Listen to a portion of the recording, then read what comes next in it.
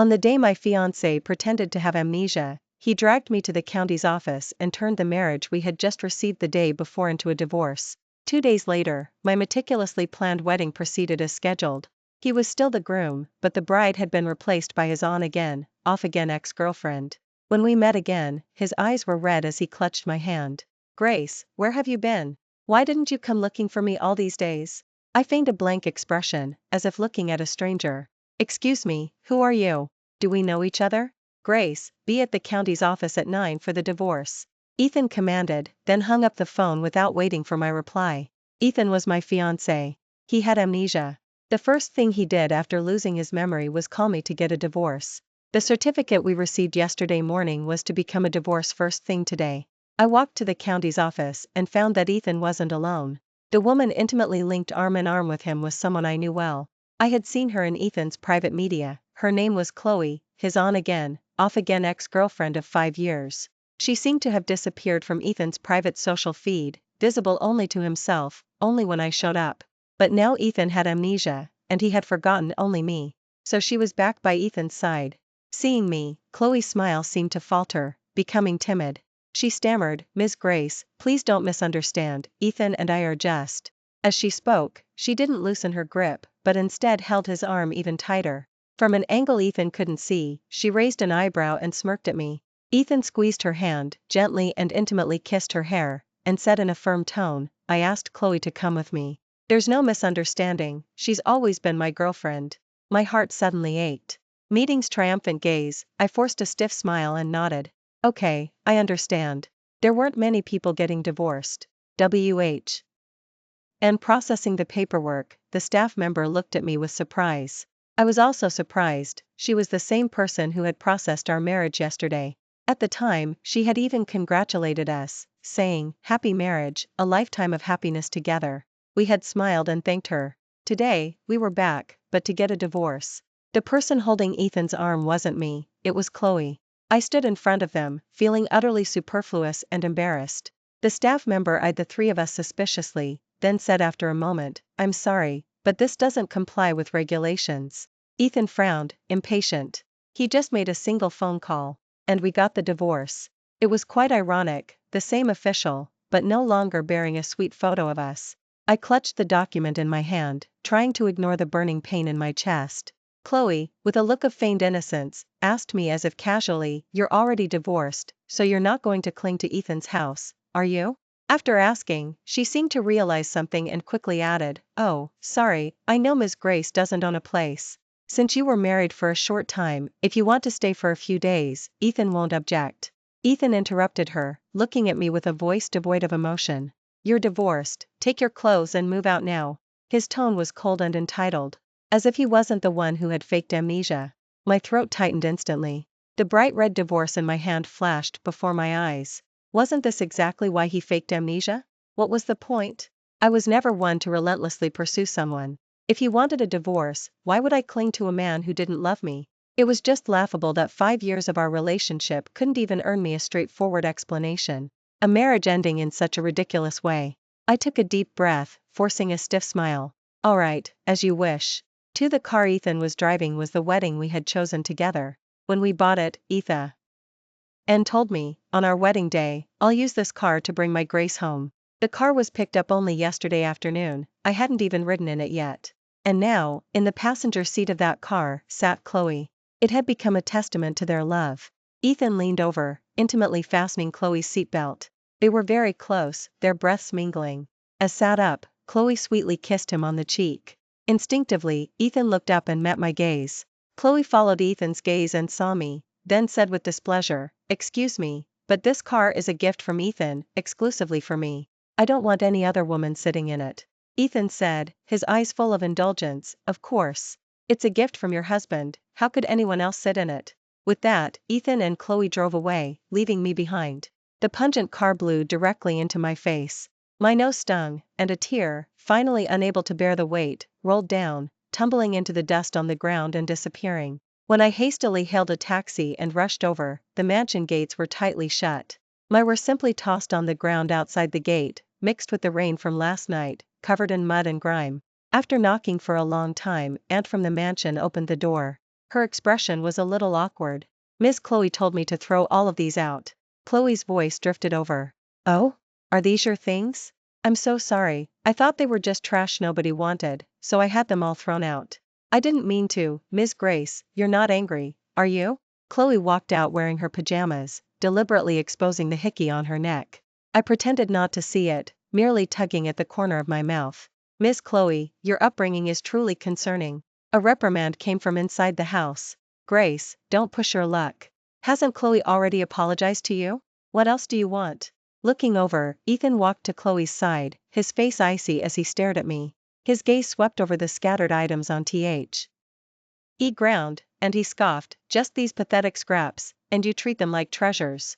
My throat caught, and my heart suddenly clenched tight. I couldn't utter a single word. He, on the other hand, impatiently urged, quickly pack your things and take them away, or I'll call the cleaners to haul them off. I tried to suppress the moisture in my eyes and nodded. Okay. Also, I don't want to see you here again. Chloe might misunderstand, and I can't let my wife get angry, he said, embracing Chloe, the two of them being intimate as if no one else was around. My fingers almost dug into my palms. Swallowing the bitterness in my throat, I silently gathered my belongings. Even though I hadn't lived here long, I had a lot of things. My items, crammed full, filled 2 suitcases. Actually, this mansion was Ethan's and my marital home. The meticulous interior design, the comfortable and elegant furnishings. Every single piece, I had personally designed and arranged. That was filled with my hopes and dreams, because this was the home where Ethan and I would spend the rest of our lives together. But now, the house remained the same, yet the person living in it was no longer me. Things were the same, but people had changed. I picked up my 2 suitcases and walked out. Chloe took a deep breath. Without all this trash, the air feels so much fresher. Hearing this, Ethan instructed, "Aunt, have someone clean the entire house from top to bottom. If there's anything else of hers, throw it all into the trash." I stopped. The wind brushed my face, and I didn't know when the tears in my eyes had completely dried. I turned my head and gave Chloe a slight smile. The trash I don't want, I'm giving to you. 3. I rented a rental next to the event studio. I used to think the rent there was too high and couldn't bear to spend it, saving all my money because I only wanted to focus on my career. Being with Ethan, I was always afraid of the gap between us being too vast. Although, as an ordinary person, I was indeed worlds apart from the young master of the G family. Now I had fallen from the clouds, returning to my humble ground. Yet, it felt remarkably liberating. I lay on my bed in a daze for 24 hours. Until I received a call from my partner. Grace, there's an important wedding tomorrow. I'm a wedding planner. I opened an event planning company with a friend. And the wedding, originally scheduled for tomorrow, Ethan's and mine, was something I had spent 3 months designing and preparing.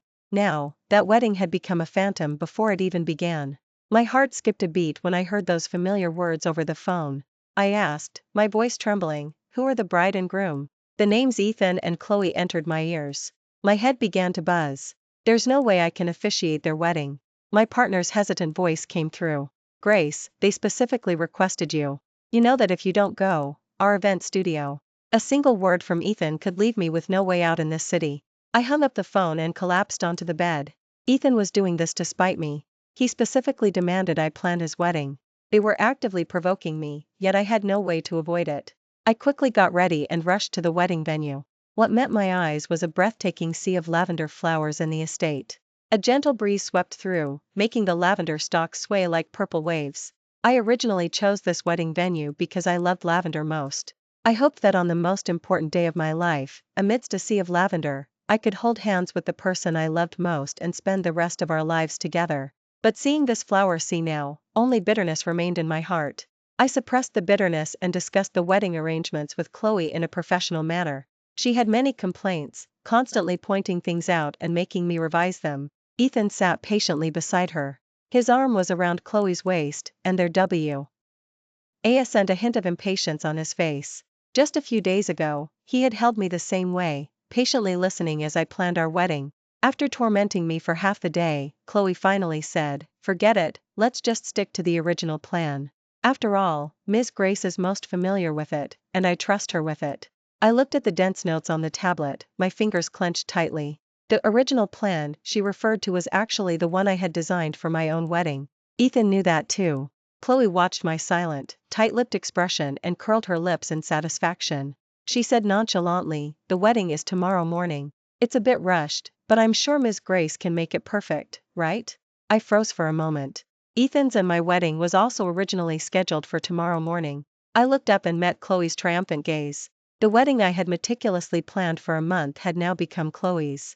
It was deeply unsettling and disgusting. After a long silence, I squeezed out a single fine from my throat. Chloe leaned against Ethan, a hidden dagger in her smile. "Ethan, Ms. Grace has done us a great favor. We should give her a generous for the wedding, shouldn't we?" Ethan said indifferently, "This is what she's supposed to do. Otherwise, why would I pay her to come?" Hearing that, Chloe smiled even more triumphantly. I pressed my lips together and closed my eyes. Yes, Ms. Chloe is right. My dear clients, this is what I should do. For I pulled an all-nighter. The wedding proceeded as scheduled at 10 a.m. today. Just as I was about to turn and leave, I felt a warmth below. My period had arrived unexpectedly early. The dizziness from blood loss and staying up all night made it almost impossible for me to stand. Yet, suddenly, someone steadied me. I opened my eyes. It was Ethan. Instinctively, I pushed him away. A flicker of surprise crossed his face, then it hardened. "What are you standing around for? Aren't you going to help? Or do you want to be the bride?" I tugged at the corner of my mouth. Life was hard. I didn't have the energy to argue with him. I silently turned to leave, but someone called out to me. Chloe walked over, wearing a magnificent and beautiful purple wedding that cinched her slender waist, making her stand tall and graceful. My gaze inevitably fell upon her wedding. This dress was originally chosen by Ethan for me. Now, it was being worn by Chloe. My fingers involuntarily dug into my palms, the sharp pain pulling at the taut string in my mind. Chloe, beaming triumphantly, twirled in front of me. Her face held a false smile. "Ms. Grace, do you think this wedding is beautiful? Does it match the setting today?" I couldn't speak, just nodded aimlessly. The smile on her face grew wider, and she gazed at me meaningfully. "Might I ask Ms. Grace to be our wedding host?" The string in my mind suddenly snapped. I looked up, my eyes blazing. Ethan seemed quite pleased with my reaction and ordered me, "Did you hear that? Chloe asking you to host the wedding is an honor." A sarcastic smile played on my lips. "What if I say no?" Ethan gave me a chilling look. "Then I'll have to conclude that Ms. Grace doesn't have the capability. And I imagine, a company like that wouldn't have any reason to exist, would it?" I bit my tongue, and a metallic taste spread through my mouth, pushing down the choke in my throat. How humiliating. Couldn't we just part ways amicably? I was never one to relentlessly pursue someone. Even without today's shame and anger, I would still keep my distance from them. Why bother to humiliate me like this? I numbly nodded. My steps unsteady, I brushed past them. As I reached Chloe's side, I paused slightly. I whispered, "Miss Chloe, second-hand goods don't suit you. The bust is too loose, and the waist is too tight." Without looking at Chloe's instantly darkened expression, I hurried away. The wedding officially began. Sunlight bathed the lavender sea, creating a dreamlike, ethereal scene. Chloe, in her exquisite purple wedding, slowly walked into the lavender sea. Amid thunderous applause, she placed her hand in Ethan's. I thought I had grown numb, but my eyes were uncontrollably moist. This wedding, I had imagined countless times in my mind, gradually bringing it to life over 3 months. But the bride wasn't me. My soul felt split in two, one part aching in the flower sea, the other numbly reciting lines I knew by heart. I couldn't even remember how the wedding ended. I just walked back to my rental like a ghost, my high having chafed my entire heel raw. As soon as I lay down, I drifted into a deep, hazy sleep. In my dream, everything was fragmented, and our 5 years flashed before my eyes in a whirlwind. And these 5 years were shattered and carried away from my dreams, one by one, leaving no ripple behind. I slept for 3 days. When I woke up, I was ravenously hungry. As I ordered takeout, I saw the withered lavender on my windowsill. The lavender's meaning, "Wait for my love." I thought I no longer needed that. And strangely, everything related to Ethan and our past seemed to have completely faded, becoming a distant memory with those 3 days and nights of darkness. Even if I remembered, it felt like a flower in a mirror or the moon in water, seen through a hazy dream, as if a lifetime had passed. I touched my chest, my heart was beating strongly. It no longer hurt. I blocked Ethan. If he wanted to fake amnesia, I hoped he'd go all the way. It would be best if we remained strangers for the rest of our lives. Perhaps it was a case of being unlucky in love but lucky in work. Our business expanded to various cities across the country. I started traveling frequently for work, By the time I returned from my last business trip, a month had passed. As I walked out of the company, a Maybach was parked by the road. A man leaned against the car door, smoking, with a pile of spent cigarette already beside him. He seemed to have been waiting there for a long time. Seeing me emerge, he lurched forward, and through the smoke, I made out his features. It was Ethan. I instinctively frowned, and before I could dodge, he had grabbed my wrist. His eyes were red as he stared at me, as if I had done something wrong. "Grace, where have you been? Why didn't you come looking for me?" I scoffed internally, but when I looked up, my face was a blank, wary mask. As if looking at a stranger. "Excuse me, who are you? Do we know each other?" Ethan froze completely, his face filled with shock. He anxiously tightened his grip. "Grace, what are you saying? How can you pretend not to know me?" Pain flared in my wrist. I frowned, my expression chilling slightly. "Sir, please let go. This is harassment. If you don't release me, I'll call the police." Ethan didn't let go. His gaze fell on my face. Seeing the unfamiliarity in my eyes, his face was filled with panic and unease. He stammered, "Grace, I'm Ethan, I'm your husband." I didn't believe him. In my struggle, I bit him hard. He cried out in pain, but still didn't release my hand. I screamed loudly, "Help!" He tried to cover my mouth, but it was too late. Passers-by quickly gathered around. He frantically explained, "I'm her husband, she's just throwing a tantrum." I pulled his hand away and cried out anxiously, "He's lying. I don't know him." Seeing this, the onlookers, full of suspicion, held Ethan down. Some helpful citizens also called the police. The police car took us both to the police. Ethan was my husband. He used to be. Now, he was just an ex-husband. The dates on our marriage and divorce were only 1 day apart. Our married life hadn't even lasted 24 hours. After clarifying everything, the police officers looked at Ethan with an expression that conveyed 1,000 thoughts. After a stern lecture, Ethan was released. At the entrance of the police, Ethan's gaze was fixed intently on me. He asked hoarsely, "Grace, don't you recognize me anymore?" I recoiled at a few steps in disgust and said indifferently, "I had a serious illness a month ago and lost a lot of my memory. Should I remember you? If I've forgotten, then you weren't important." Hearing that, Ethan's expression showed a hint of hurt. He opened his mouth, wanting to say something. I cut him off. "I heard you're my ex-husband. Since you're my ex, I don't think there's any need for us to stay in touch." Ethan's expression instantly turned frantic. "Grace, please let me explain."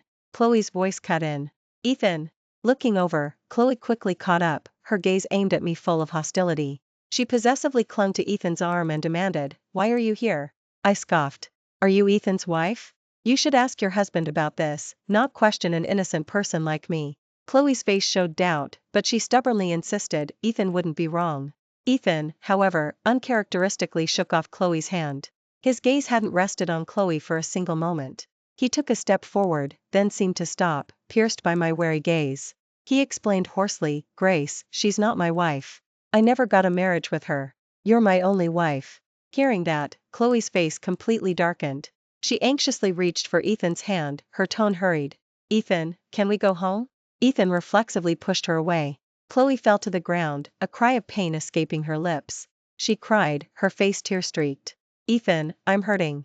But this still didn't get Ethan's attention. Ethan's gaze remained fixed on me. His voice even held a pathetic quality. "Grace, please let me explain. I had amnesia before, which is why I was tricked into divorcing you. But now I remember everything." I impatiently cut him off. "I don't care. Please stop bothering me." I turned impatiently and walked away. Ethan still tried to follow me. I calmly threatened, "This is the police. Do you want to go back in?" He stopped in his tracks. I left without looking back. Behind me were Chloe and Ethan's fierce arguments. It had nothing to do with me. Ethan, however, began to relentlessly pursue me. He somehow found out the address of my rental and waited outside my door every day, looking pathetic. The moment I opened the door, I saw his face and immediately frowned in distaste. A hint of hurt flashed in his eyes. But he persistently offered me the breakfast in his hand. It was Danish and savory, the things I usually liked. Judging by the packaging, it was from my favorite shop, quite far from my rental. Yet, when he handed it to me, the breakfast was still steaming hot. I impatiently pushed his hand away. The breakfast in his hand fell. The pastry rolled once, dusty. The oatmeal spilled all over the ground, splashing my pant leg. I instantly became furious. Early in the morning, can you please stop causing me trouble? You're so annoying. He looked at me, his expression hurt. A small amount of oatmeal had spilled on his hand, leaving it red and scalded. Yet he said submissively, Grace, I'm sorry. I couldn't be bothered to listen to his explanation and slammed the door shut. After changing my clothes, I deliberately ignored Ethan, who was still waiting outside my door. He followed behind me, begging for my attention, but was hit in the face by my car. By noon, he relentlessly sent people to deliver flowers and lunch. I refused all of them. The delivery person, feeling helpless, called him several times. In the end, they could only reluctantly leave the flowers and lunch at the company entrance. The weather was hot, and the lunch, left out all afternoon, began to smell foul. I held my nose and threw the spoiled lunch and the flowers, permeated with the foul smell all afternoon, into the trash. I looked up, meeting his wounded gaze. I frowned deeply, and words of reprimand spilled out. Why are you always causing trouble for others? Ethan pressed his lips together, a shadow seeming to fall over his eyes. I rubbed my temples, a headache setting in, and said discontentedly. Why, Ethan, what's the point of all this? I don't remember you, and I don't want to. Can you please stop bothering my life? Ethan's face instantly went pale. He stood silently, his eyes revealing an unspeakable sadness. After a while, he choked out a plea. Grace, can you give me a chance? A chance to help you regain your memory? I've had amnesia too, I know how to bring back your memories. I coolly interrupted him. You lost your memory, and so did I. Conveniently, neither of us owes the other anything. There's no need to regain it. Ethan's throat instantly tightened. A numb pain appeared on his face. Grace, are you still blaming me? I was tricked by Chloe into divorcing you. Can you forgive? I impatiently stressed, it doesn't matter. I don't care. His voice abruptly cut off. His breathing became rapid and irregular, as if his internal pain was unbearable. After a long silence, he spoke hoarsely, Grace, you weren't like this before. I'm a wedding planner. I've encountered all sorts of troubles, big and small, which is why my emotions always remain stable in front of Ethan. The only thing that completely rattled me was Ethan claiming he had amnesia and asking me for a divorce.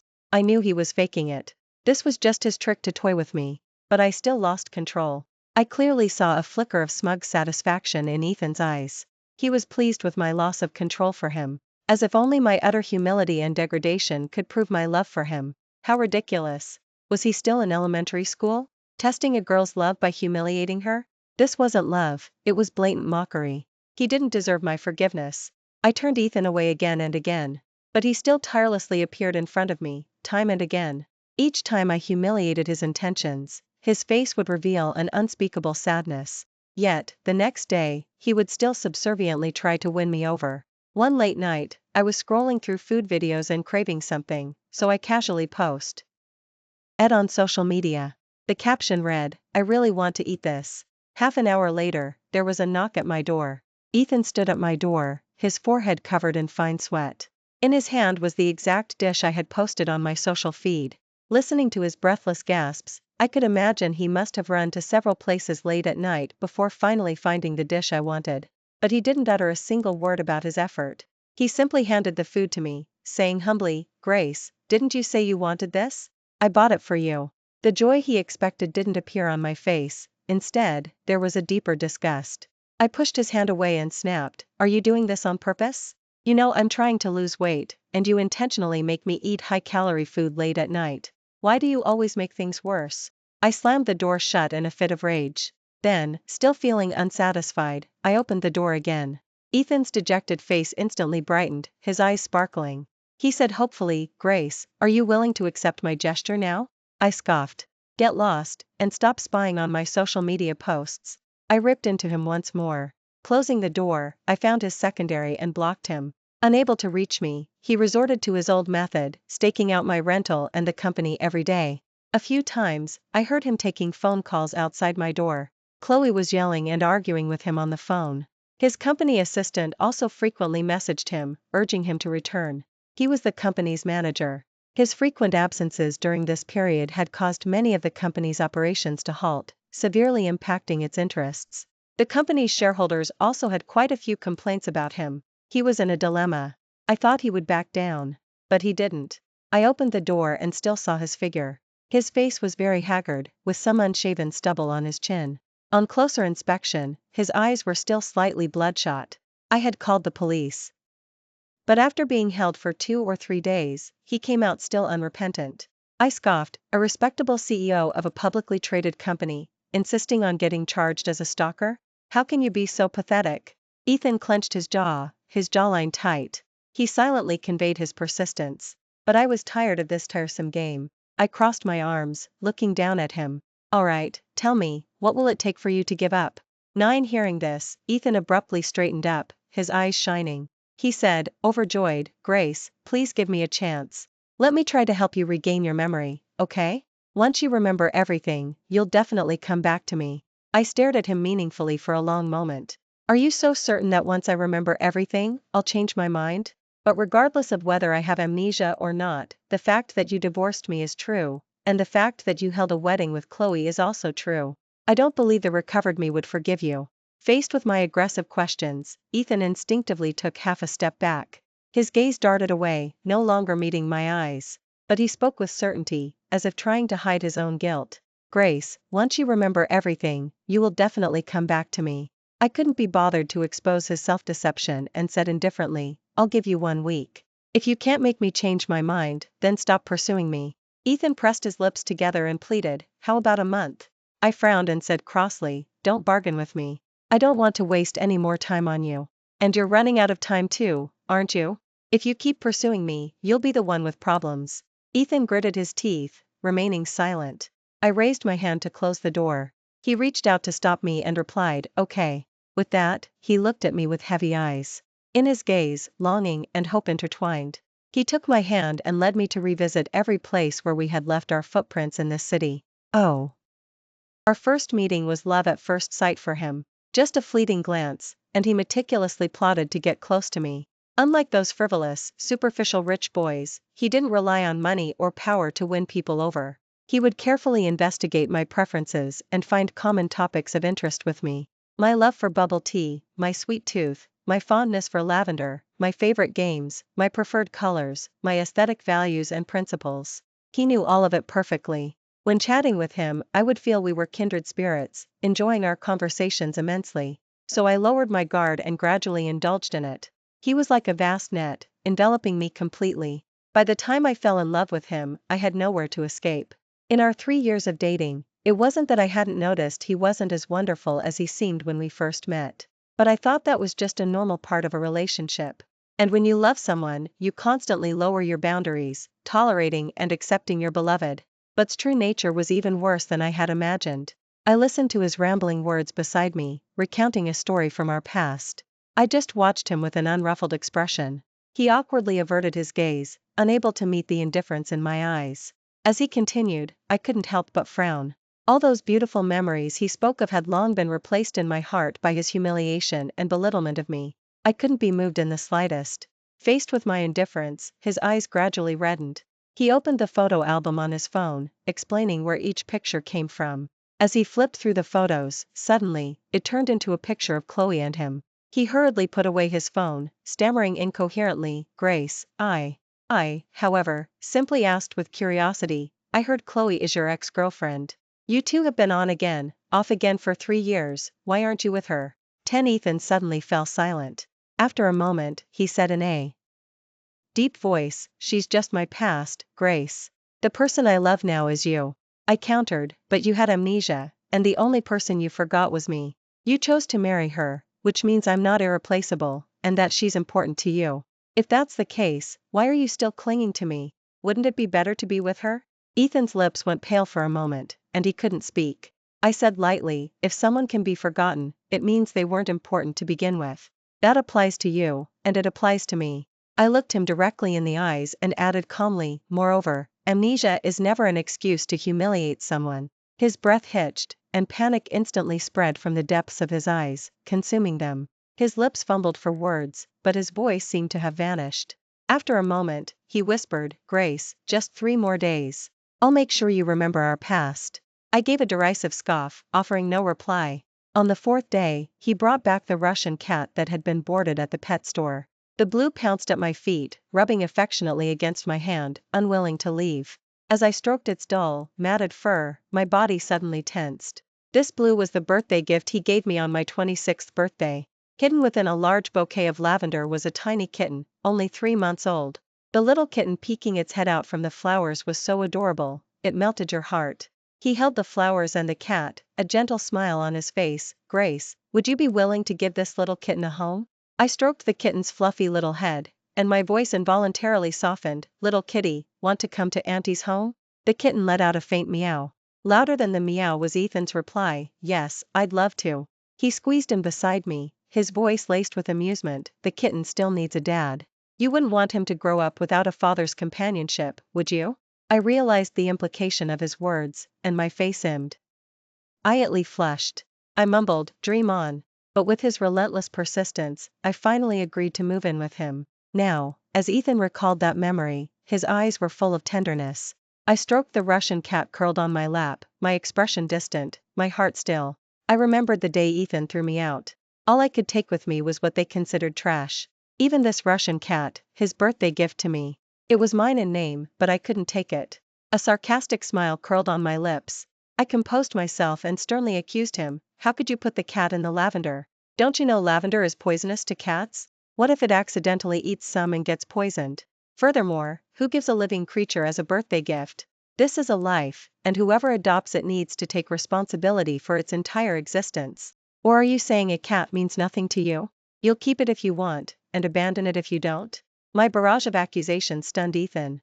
He looked at me, bewildered, opened his mouth, and again, no sound came out. I hugged the Russian cat in my arms, my heart aching. Ethan had given me the cat, but I was the one who raised it. I had never had a pet before. After doing some research, I learned that cats shouldn't be exposed to lavender. From then on, I kept the lavender and the cat separate. But he hadn't paid attention. To this day, he could still confidently bring up the matter in front of me. Back then, I thought Ethan was just following an online trend of giving cats as gifts, so I didn't make a big deal out of it. But the bullet he had fired with his own hands back then was now squarely hitting his own forehead. I raised my eyelids and demanded, if it's my cat, why did you hide it? 11 Ethan was speechless. I calmly pressed on, I lost my memory, so tell me, was it my fault? Was it because I no longer wanted to take care of it? Ethan clenched his fists, regret and internal conflict seemed to suffocate him. He looked at me helplessly. Grace, I was wrong.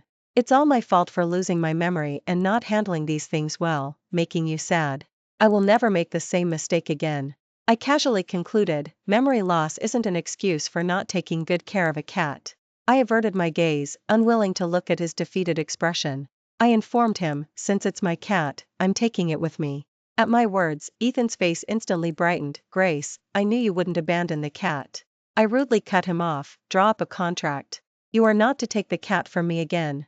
The curve of Ethan's lips stiffened. He murmured, distressed, Grace, why are you being so distant with me? I scoffed, let me remind you, Mr. Ethan, from my perspective, you are less than a stranger to me. Ethan stood frozen in place, his eyes dimming instantly. Ethan's expression grew more miserable with each passing day. On the evening of the last day, the sunset painted the sky, brilliant as a masterpiece. We walked into the lavender field on the estate. The setup before me was so familiar. Everything here was exactly the same as it had been at the wedding a month ago. Only the multitude of guests and the hand-in-hand bride and groom were missing. We stood amidst the lavender field. A gentle breeze lifted my long black hair, and the lavender swayed with it. Ethan stared at me, spellbound. In the glorious afterglow, he knelt on one knee before me. In his outstretched palm lay a familiar wedding ring. 2 months ago, that wedding ring had been on my finger. But on the day he married Chloe, it was also in this flower field that he placed this wedding ring on Chloe's middle finger. His figure merged with that of the groom at that wedding. He said softly, Grace, we once planned for our wedding to be held grandly in this lavender field. I would take your hand, and watched by countless eyes, we would make our vows, promising to stay together until old age. He gazed at me steadily, his eyes seemingly filled with unwavering awe. Tyan, Grace, will you marry me? I laughed in anger and slapped him across the face. I spat, do you think I'm Chloe, someone who takes any hand-me-down? He seemed stunned by my slap, his right cheek swelling visibly. Fuming, I turned and walked away. I didn't want to stay in this upsetting place for another second. After standing in a daze for a moment, he hurried after me. I paused, stopping him with a cold voice, enough. It's the last day. Don't bother me anymore. He frantically grabbed my wrist. His eyes were bloodshot, and he looked utterly miserable. Grace, please, just one more place with me? I impatiently tugged at my wrist. He didn't let go, his eyes full of humble pleading. Just this one last time. I sighed with resignation. Fine. When the car stopped, before us stood a familiar mansion. He hesitated. Grace, do you remember? This is our home. 12 home? Just 3 months ago, I was disgracefully thrown out from this very place. My voice was firm. This is not my home. Ethan's expression fell for a moment. He instinctively reached for my hand, but I deliberately avoided his touch. I said coldly, Mr. Ethan, mind your boundaries. He pressed his lips together, saying nothing. During the standoff, the door was pushed open from inside the mansion. Chloe's hair was disheveled, and she looked haggard. But upon seeing Ethan, tears welled up in her eyes. She excitedly rushed forward and embraced Ethan. Ethan, you're finally back. Do you have any idea how long I've been waiting for you at home? You scoundrel, I'm pregnant. The baby is 3 months old. You're going to be a father. Ethan's expression instantly darkened. His eyes nervously flickered to me, but his hand instinctively pushed Chloe away with force. With a clang, Chloe's body hit the doorframe, then she fell heavily. Chloe's face instantly turned ashen. Her hand went to her slightly protruding abdomen, and pain contorted her face. Tiny beads of blood trickled from beneath her, crimson and blinding. She sobbed uncontrollably, struggling to reach out to Ethan. Ethan, quickly, save the baby in my belly. Ethan, however, took a step back. His expression was frozen, and his words came out in an icy tone. This child shouldn't have existed. He turned to me. Grace, don't listen to her nonsense. I couldn't watch anymore. I cut him off. Is this the time for such talk? Hurry up and get her to the hospital. The night descended into chaos. Under the bright incandescent lights of the hospital, Chloe's face was so pale it was devoid of any color. She had lost her baby and harmed her body. Conceiving another child in the future would be much harder for her than for most. Even if she did conceive, there was a high probability she wouldn't be able to carry to term. After a moment, Chloe stirred. She lifted her vacant eyes and stared intently at me. It's you. It's all your fault. You caused me to lose my baby. It's all your fault. She struggled, trying to lunge at me from the bed. I quickly stepped back several paces. Ethan immediately shielded me. He sharply rebuked, Chloe, haven't you caused enough trouble? Tears instantly streamed down Chloe's face. She glared at Ethan, her eyes bloodshot. Ethan, she made us lose our baby, and I might not be able to get pregnant again. How can you take her side? I pushed Ethan aside and coldly warned, Miss Chloe, don't make groundless accusations and slander others. There's security footage at the entrance of the mansion that recorded everything clearly. If you hit your head and lost your senses, go back and review the footage carefully. Chloe choked on her words. I warned, if you try to turn the tables again, I'll have no choice but to assume you're staging an accident for compensation. I will file a report at the police, and if you keep harassing me, I can sue you. Chloe's eyes turned red with fury.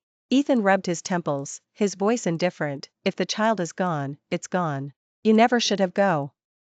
10 pregnant with this child in the first place. You brought this situation upon yourself. Chloe's breath hitched. Hatred flared in her hollow eyes. Ethan, I deliberately poked holes in the condom. But if you could control your desires, you wouldn't have ended up in bed with me. She turned her gaze to me, a slight sneer on her lips. Do you know when that was? It was during the month you were planning our wedding. He was already cheating then. Otherwise, how do you think I got pregnant? Ethan exclaimed furiously, shut up. He nervously tried to explain to me. Grace, don't believe her. Let me explain.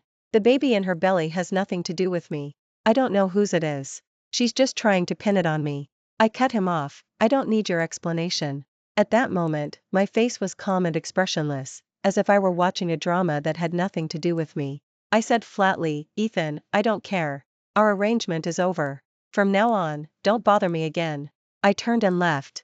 Ethan tried to follow, but Chloe tackled him to the ground. I didn't look back. Behind me, Chloe's cries, full of hatred, echoed, Ethan, are you even human? I hate you. May you die a horrible death. 13 Ethan disappeared from my life. I opened a branch office in another city. I bought a house and settled down in that city. Only when I occasionally stroked the soft fur of the cat in my arms would I inadvertently think of Ethan. His life now was far from desirable. His company's economy was declining, and shareholders had many complaints about him. He was swamped and overwhelmed with work. What bothered him most was that Chloe clung to him. After was discharged from the hospital, her mental state was somewhat unstable. She would follow Ethan around all day, muttering incoherently. She repeatedly muttered, "Ethan, how could you like other women? It's just a breakup, isn't it? It's not the first time you've broken up with me. You'll get back together with me in a while." She aired, "But, Ethan, I've waited for you for so long. Why haven't you come back to me yet?" Ethan was utterly exasperated by her constant harassment. He had hit her, yelled at her, driven her away, but Chloe always managed to cling to him again. As time went on, Ethan grew increasingly volatile. He lost control of his temper and beat Chloe half to death in public. Chloe had a mental illness, so she was exempt from responsibility. He, however, was detained in jail. The video of him assaulting her spread online.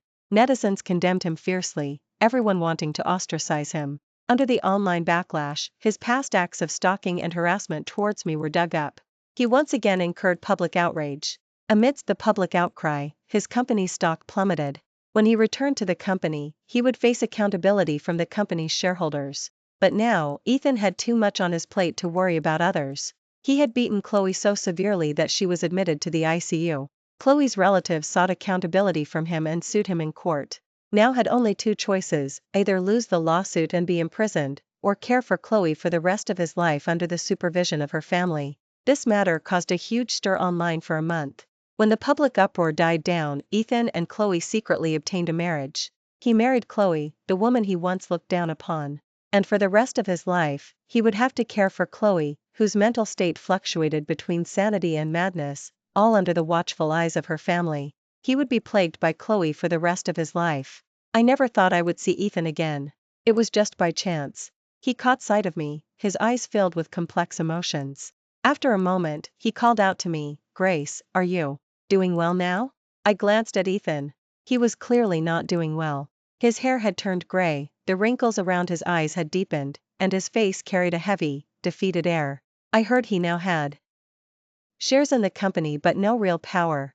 For a man in the prime of his career, this was a significant blow. I raised an eyebrow, ignoring him. Before I got into the car, his gaze lingered on me, unwilling to move. I turned my head. He was neither too close nor too far, close enough to clearly hear my voice. I said flatly, "My memory loss was faked, and I know yours was too. We're even now." Ethan's pupils widened sharply. He tried to catch up and confront me, but Chloe, who appeared out of nowhere, clung to him. I got into the car without hesitation and drove away, leaving him nothing but car. Only when I was with Ethan did I learn he had an ex-girlfriend with whom he'd been on again, off again for 5 years. To say I didn't mind would be a lie. He repeatedly assured me that he would have no contact with Chloe whatsoever. Yet, during the month I was meticulously planning our wedding, he and Chloe crossed paths again. The morning after we got our marriage, I hurried off to work. When I returned earlier than expected, I heard an unbearable sound coming from the bedroom. It was Ethan and Chloe. It was like a bolt from the blue. I didn't even have the strength to push open the door. I didn't expose them. I allowed Ethan a shred of dignity. Cheating was my bottom line. I couldn't tolerate it. But at that moment, I couldn't bring myself to speak. Ethan, however, grew greedy. I overheard him calling a friend. He said flatly, "I regret it.